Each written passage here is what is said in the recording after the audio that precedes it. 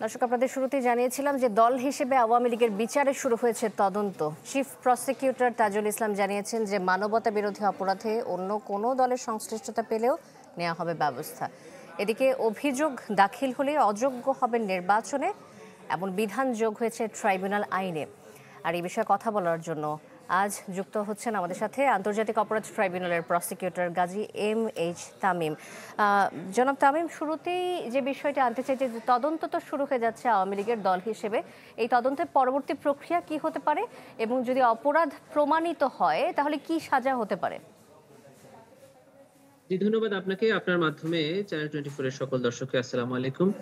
আজকে জানেন যে আহ, সরকার কর্তৃক এই যে আইন করা হয়েছিল আন্তর্জাতিক অপরাধ ট্রাইব্যুনাল আইন, পরবর্তীতে বিভিন্ন ধাপে এটা সংশোধন হয়েছে এবং 2024 সালে এটি সংশোধন হয়ে কোন সংগঠন তার বিচারের কি শাস্তি হবে এটা নির্ধারণ করা হয়েছে। আর গতকালকে যে সংশোধনটা হয়েছে বা আজকে সকালে যেটা গেজেট পাবলিশড হলো সেটা হলো এই সংশোধনের পরে যাদেরকে বিচারের আওতায় আনা হবে বা ফরমাল চার্জ দেওয়া হবে তারা কি কি অধিকার থেকে বঞ্চিত হবে, তার মধ্যে ইলেকশন সহ অনেক কিছু আছে। আওয়ামী লীগের বিচারে আমি খুব ছোট্ট করে বলতে চাই, সেটা হলো 2013 সাল থেকেই এই আইনে সংগঠনের বিচারের ব্যবস্থা করা ছিল। সেটি আওয়ামী লীগ সরকারের সময় আইন সংশোধন করে এটা করা হয়েছিল। বিচারের টোটাল প্রক্রিয়াটাও সেখানে বর্ণনা করা ছিল, শুধুমাত্র শাস্তি কি হবে সেটা ছিল না, সেটা 24-এ যুক্ত হয়েছে। শাস্তির এখানে 4টি শাস্তির কথা বলা হয়েছে। সেটি হলো কোনো সংগঠনের বিরুদ্ধে যদি মানবতা বিরোধী অপরাধ ট্রাইব্যুনালে প্রমাণিত হয় তবে সেই সংগঠনের কার্যক্রম স্থগিত অথবা নিষিদ্ধ করতে পারবে, এটি এই আইনের 20-এর বি ধারায় বলা আছে। অথবা তার রেজিস্ট্রেশন অথবা লাইসেন্স স্থগিত বা ক্যান্সেল করতে পারবে। 3 নাম্বার শাস্তির কথা বলা আছে যে পুরো রাজনৈতিক দলকেই ব্যান করতে পারবে।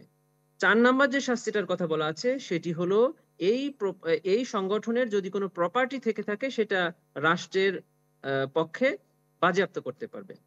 এই 4টি শাস্তি দিতে পারবে। কোনো ব্যক্তিকে কোনো শাস্তি দেওয়ার বিধান এখানে নাই। ব্যক্তিকে শাস্তি দিতে গেলে ওই ব্যক্তির বিরুদ্ধে ইন্ডিভিজুয়াল বিচার করতে হবে। আইনে আরো বলা আছে যে যদি তদন্তে সংগঠনের বিরুদ্ধে প্রাথমিক সত্যতা পাওয়া যায় তাহলে একটা তদন্ত রিপোর্ট জমা দিবে চিফ প্রসিকিউটর বরাবর। চিফ প্রসিকিউটর সেটাকে ফরমাল চার্জ আকারে ট্রাইব্যুনালে দাখিল করবে। ট্রাইব্যুনাল ওই সংগঠনের বিরুদ্ধে অপরাধ আমলে গ্রহণ করবেন। অপরাধ আমলে গ্রহণ করে চার্জ ফ্রেমিং এর জন্য একটা দিন নির্ধারণ করবেন। কাকে চার্জ শোনানো হবে এইটা হলো প্রশ্ন। আইনে বলে দেওয়া আছে যে সংগঠনের সভাপতি, সম্পাদক অথবা সভাপতি বা সম্পাদকের মনোনীত যে কোনো ব্যক্তি সংগঠনের পক্ষে এই ট্রাইব্যুনালে এসে সংগঠনের পক্ষে মামলা পরিচালনা করতে পারবেন অথবা তার নিযুক্ত কোনো আইনজীবী এই ট্রাইব্যুনালে মামলা পরিচালনা করতে পারবেন।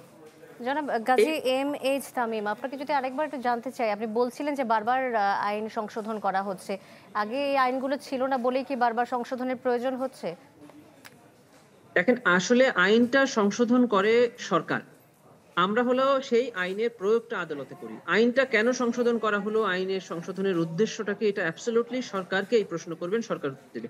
আমরা বলবো যে এই আইনটি কিভাবে প্রয়োগ হবে বা এই সংশোধনটা কিভাবে প্রয়োগ হবে। তারপরেও আমরা মনে করি যে একটা গণঅভ্যুত্থানের মাধ্যমে যে সরকার গঠিত হয়েছে, এই গণঅভ্যুত্থান বা বিপ্লবের মাধ্যমে যখন কোনো সরকার গঠিত হয় তখন অনেক কিছু পরিবর্তনের প্রয়োজন হয়, সংস্কারের প্রয়োজন হয়। তারই অংশ হিসেবে এই আইনটি পরিবর্তন করা হয়েছে। শুধু এই আইন নয়, আপনি দেখবেন যে ফৌজদারি কার্যবিধি পরিবর্তন করা হয়েছে, সংশোধন করা হয়েছে, সিভিল প্রসিডিউর সংশোধন করা হয়েছে, নারী ও শিশু নির্যাতন আইন সংশোধন করা হয়েছে।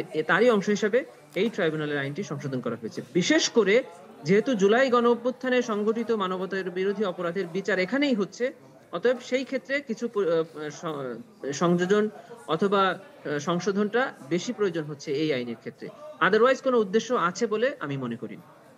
জি, অনেক ধন্যবাদ আমাদের সাথে যুক্ত হবার জন্য।